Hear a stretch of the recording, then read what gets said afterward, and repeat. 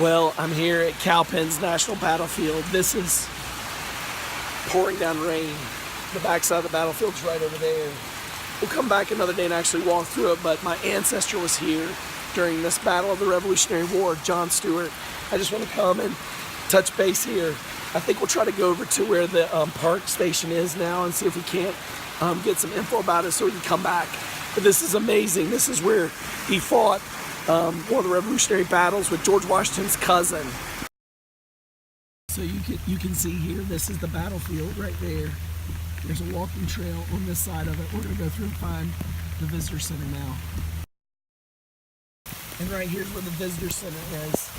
We're actually going to come back another day. But this is the visitor center, lot 9 a.m. to 5 p.m. Awesome.